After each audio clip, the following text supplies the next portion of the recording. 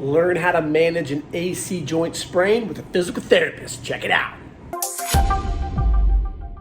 All righty, everybody.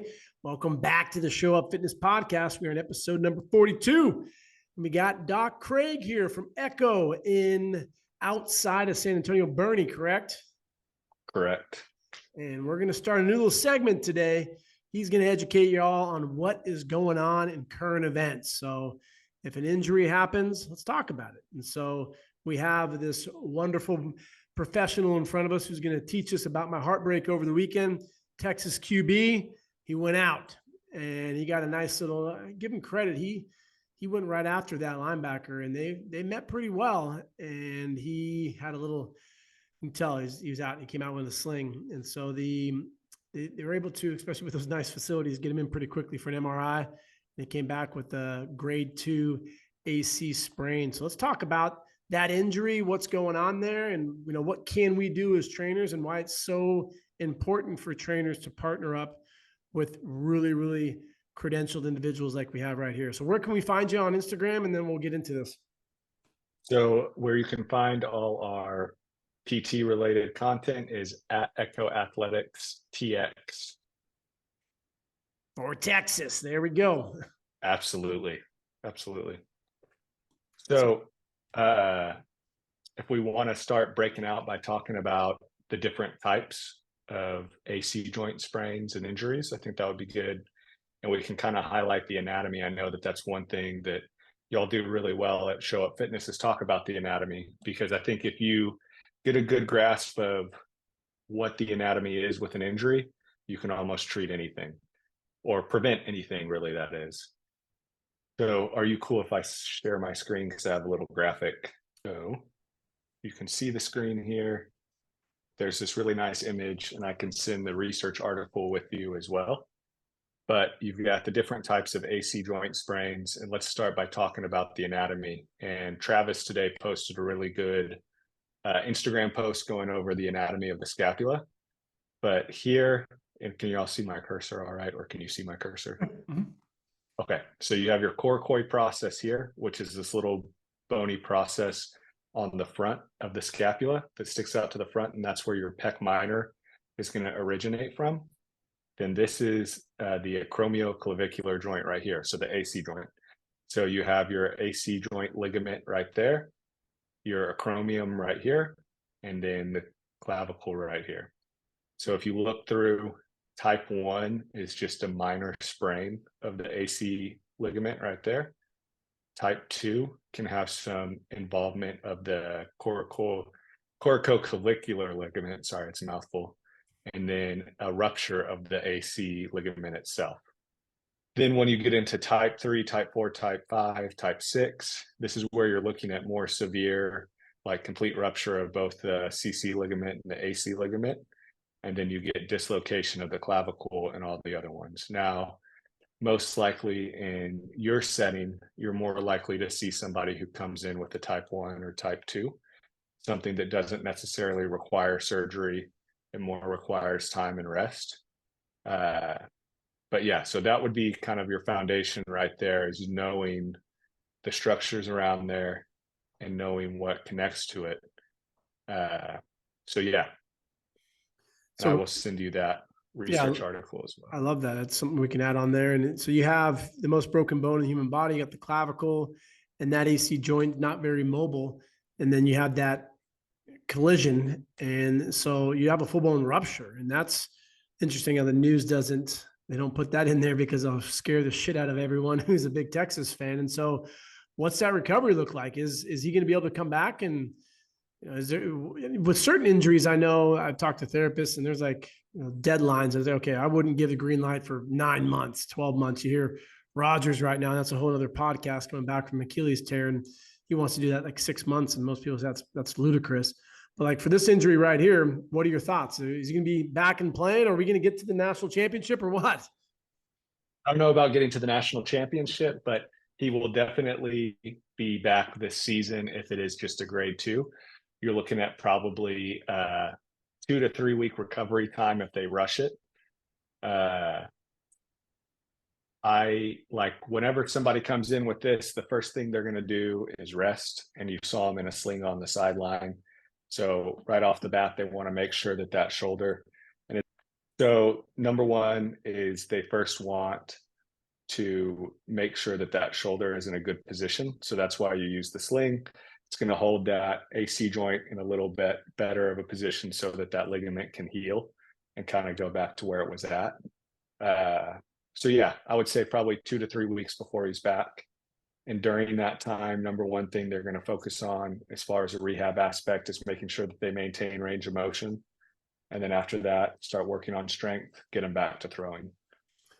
And so that's where that line is drawn, and why it's so important for trainers who are listening to this, or if you're watching on YouTube, to have that medical professional, because you have someone who comes in and you find out that they had that contusion or they jacked up their shoulder and they lack that range of motion. I'm just going to have them do some exercises, and you're going to potentially really hurt that client. So, why not just take a step back and go, you know what, that's pretty serious. How about you go work with, Craig, have him go check it out and everything. Or, long-term, maybe there's going to be more clinics with, you have therapists and trainers and strength coaches working side by side. And that's what I think it should be. And so, we can kind of pivot into that conversation. And why don't you think that the industry has more of therapists and trainers trying to bridge that gap? Because as you work with your clients, you're trying to get them stronger, and you're probably doing a lot of the same exercises within reason once they're cleared to start moving with more load. So what's going on? I'm going to be the first one to be critical of the healthcare system. And I think the biggest thing is the way we have it set up is that everything is so compartmentalized. And if you look at it, like even in my world, talking with an orthopedic physician, they see so many people. If you're in an insurance-based clinic, which fortunately I'm not, physical therapists see so many people that it's just a lack of time. So they're not going to be as susceptible to sit down and talk with a personal trainer of like, hey, they need to continue to work on A, B, and C, just because they're overloaded with patients constantly. Same with your orthopedic physicians or family physicians. It's unfortunate that that's kind of the truth. I think in an ideal world, you would have that setting that you're talking about. And that's kind of what we're trying to do with our clinic, and what it sounds like you are trying to do with Show Up Fitness, is have more people in the same building under the same roof who can get these patients or clients on the same page and the same program to help prevent them from having to end up going to, get caught in the healthcare system and kind of go through that cycle where they don't really get any better. Unfortunately, most of the time it's sick care and not necessarily healthcare. Mm-hmm. But to kind of touch on how it could look for an ideal system and for personal trainers is find a physical therapist that you trust. And, I'm not saying that it can't be a physical therapist in an insurance-based clinic, because every once in a while there's some really good ones in there who are willing to work with you, and kind of figure out how to have that collaborative effort with a client. Because I know that from our perspective, we do a lot of joint manipulation, adjustment, dry needling, taping, everything like that. It's great to know that a client has a great place to go right after they're done with us, where I know that they're going to continue on strengthening and working on the deficits that we've been working on. What's one of the first things, it's all right, I want you to be honest with me, the first things that comes to mind when you hear personal trainer? I think, my perspective has changed a lot, because used to I was in that boat, coming out of school where I'm like, I'm a PT, I know, all this stuff and that. But my perspective's changed a lot because I think the industry is changing. And I think what you are doing is awesome, because I look at this stuff that Travis is teaching, and it's like, I know a lot of physical therapists who don't know that. And I think that the biggest gap in physical therapy knowledge is performance-based training. So you'll see a lot of people go to, a physical therapist and get put on a protocol versus actually an individualized program for that person. And I think that that's one of the big pitfalls of personal training as well. And I think that, like, if you are a personal trainer who just gets your online certification, that's fine, but you need to continue on your education, especially heavily on the anatomy side. Because if you can learn the anatomy, just like we were talking about with the AC joint sprain, structures around that, you can help prevent injuries on most things. And now with Quinn Ewers injury, getting hit in your shoulder or falling on your arm, sometimes that's unavoidable, but there's certainly a lot of stuff you can do to help prevent reoccurrence. So You're very nice. I'm a dick when it comes to trainers, and I say that no, the entry standards right now are completely horrendous. And you take 100 trainers, I can guarantee you that you're going to hear an ACE, an ISSA, and NASM certification, and they have no idea what the fuck they're talking about. They may have taken a corrective exercise course, and they're going to try to foam roll and have you do static stretches until you die. And unfortunately, they're going to put themselves in the capacity like, oh, I know just as much as a therapist. I've heard that. And I just roll my eyes. Like, you literally did nothing for school, where at least in the medical field, like you got your DPT, which is now 3 years. It used to be 2 to get your master's, but now post bachelor's of science with your physics and chemistry and very in-depth anatomy, then 3 years. And so you had that didactic internship where at least when you're working on these mobilizations, and whatever you may be going through at school, it's like you have a professor, you have someone who can tell you like, hey, don't do that. That's stupid. That's true. Yeah. And I guess I will shit on my own group of people before I do someone else, because I have so much experience in the world of physical therapy. And I think you're exactly right. Like, we go through a lot of schooling, so we have a lot of knowledge, but the unfortunate thing that I see is just people being lazy. And I think that that's a systemic issue probably across all of healthcare, all of the fitness industry. Is it's like the learning doesn't stop when you get your NASM or you get your doctorate in physical therapy. The learning needs to be a continuous, lifelong thing throughout how you work with people. And it's not just, the anatomy side. It's also how you build those relationships, how you build the rapport, learning what makes people motivated. And I mean, that's a huge thing, I'm sure, in the personal training industry, is learning how to motivate people to get fit, basically, and prevent future injury. Now, when you're going through PT school, because I'm going to talk to you about what you just said right there, because I didn't like what you said, but when you go through PT school, is there like an iconic therapy wall, like, Mount Rushmore, where it's like, this guy was a badass? You think of, you go back to the founding fathers of the United States with medicine, and you have, Halsted and some of these very iconic physicians. Are there those types in therapy? Yeah, there's a few. I mean, there's a couple of people. I can't unfortunately, it's not like they're in the mainstream where athletes would be like, oh yeah, this person. Yeah. But you hear about stories like Kobe Bryant had a PT who was like his personal PT, and she went with him everywhere. And I think that that's like an awesome testament to like how effective we can be with athletes, especially, is just like continually to keep people healthy. Because it shouldn't be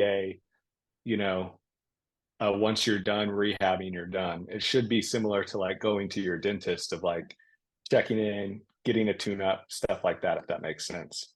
Making sure your movement's correct. It does. Well, the reason I was going down that rabbit hole is because you said that you put in the same sentence NASM and DPT, and obviously he wasn't saying they're anything closely related, because NASM, no. But if you look at like their material, what they're teaching is stuff from Jonda. And so they're really big to upper cross, lower cross, and this fear mongering stuff. And so these trainers come out reading this textbook, not being able to ask questions. And the first thing they do is they do an assessment with someone. Say, oh, let's put your hands overhead and tell you how dysfunctional you are.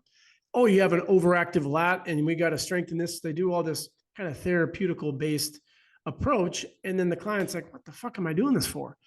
And they don't realize, that trainer, that stuff is outdated. The whole overactive, underactive, and it's still being taught. And so that's where I get frustrated is I think a lot of therapists, God bless you guys, you're so damn smart and you're used to your industry. And so when you hear about, oh, go get certified, you think that there's more. I could be wrong, but there's more that goes into some of these textbooks. And ACE and NASM specifically, they're really big into fear mongering and tackling that whole Jonda stuff. And so could you provide some quick little insights on what maybe where that originated from and how it is debunked and we shouldn't be scaring people with upper lower cross fuck syndrome? Yeah. What I'll say is, number one, I wasn't complimenting NASM. I just want to get that clear. I was more using it as an insult of like, whenever you get out of school, you shouldn't be done. Like that shouldn't be your pinnacle of like, I know everything now. You should continue on. Same with your doctorate in physical therapy. I was telling Travis yesterday that I think that, I learned more in my fellowship training than I did in all my years of my doctorate program. I mean, you learn how not to, mess somebody up in your doctorate program. You learn how to actually be effective in treatment in your fellowship. But to your point, I definitely agree. I think that the big thing is with all of these kind of standardized systems, it goes back to how crappy healthcare is. We're looking to put people in a box. We're looking to have a system where it's like, okay, upper cross syndrome, everybody sits all the damn time. Everybody's going to have this. So when you have somebody come in, do A, B, and C, because we want it to be easy. When in reality, it's not easy. Everybody is individual. Everybody has different types of anatomy. Some people might come in and have more of a kyphotic curve than others. And I was telling, and I keep bringing up Travis, but it's kind of like one of those genetic things. Like if you come in with kyphosis or more of a kyphotic upper back curve, so that would be flexion in the thoracic spine, you're more likely to be predisposed to some issues like shoulder issues and everything like that. But that doesn't mean that it's your destiny. There's a lot you can do to prevent that. But where the problem lies in with Yonda and stuff like that is we get in this mindset of, okay, 90% of the population is going to have this. So everybody gets this treatment, or everybody gets this training protocol. Everybody gets this therapy protocol because this is the only issue they could have, if that makes sense. Absolutely. I think that's part of who knows, maybe it's the brilliancy behind these marketing companies trying to make a boatload of money, because you take away the ability for these people, the trainers, to think.